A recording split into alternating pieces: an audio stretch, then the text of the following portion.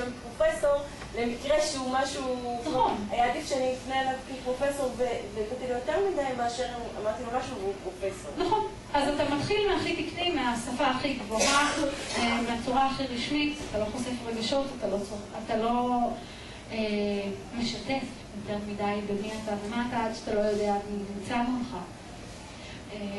בנוסף לזה, שוב, אמרנו, יש לנו את הסיפור של שמירה על ההרמוניה.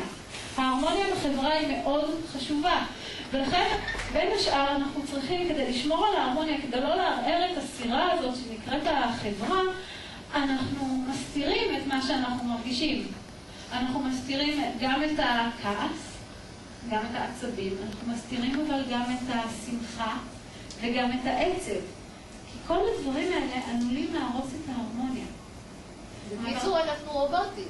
לא, כי את מרגישה את זה, זה לא אומר שאת לא מרגישה את זה, את פשוט לא חושפת את זה. בסדר, אני סוגרת הכל, זה כמו כלפי, זה כמו רובוטים. אבל זה לימוד. כלפי חוץ זה מנומס, כלפי חוץ זה תקין.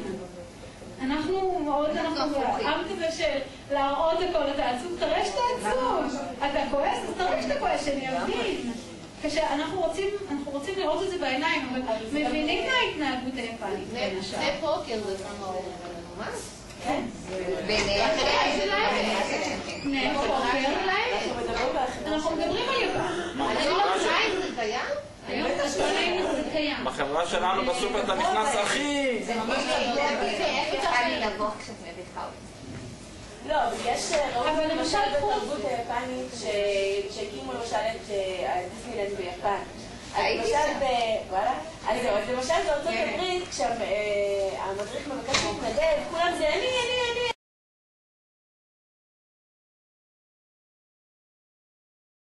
המילים שמבטאות צחוק והומור. ובין השאר, יפנים משתמשים הרבה באונומטופיות. צלילים שמחקים את הטבע לערך בקבוק, שזה הצליל של הבקבוק שנמצא, אז יש להם המון מילים כאלה. מה? לדוגמה, פרה, אתה מדבר פרה, אתה מדבר שוטף. בטה, זה דביק. יש לך את הדביק של, אם תסתובבו בחוץ איזה שעה, שעתיים פה, אתם תבינו את זה, זה כזה כשאתה דביק כזה, זה בטה,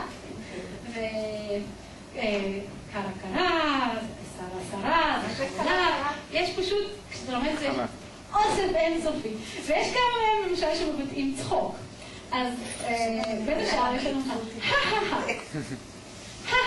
מדבר על צחוק רגיל, אוקיי? צחוק בנאלי כזה, של גברים דרך כלל, של גברים. לעומת זה, הו, זוכרים את הו, זה צחוק נשי, נכון? הו, באמת? רגע, שנייה, יש לנו... יפה, רגע? לא, זה בטוח?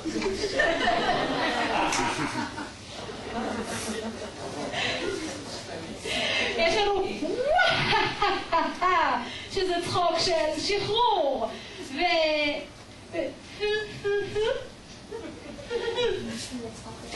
הצחוק הביישני. זה צחוק כזה קטן וביישני. באיזה מילים שוב, כשבדרך כלל זה, תראי את ה... יש להם כללים לצחוק, הם לא יכולים איפה שהם רוצים לסוגר שהם רוצים. הם יכולים, אבל אלה המילים שמתארות צחוק. זאת אומרת, אם את תגידי, הוא צחק הו, כאילו, הו, הוא צחק מהבדיחה, יש לך פה איזושהי בעיה, כי את מדברת על הוא וזה אישה.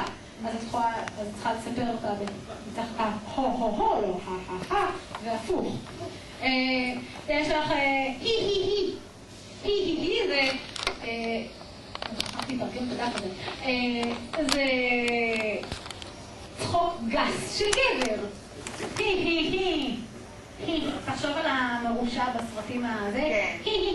כל אלה מילים? אלה מילים, ביטויים, שימוש בביטויים שונים שכולם הם צחוק. כמו תרגום לא לשמוע צחוק עצמו. כן, אבל זה לא...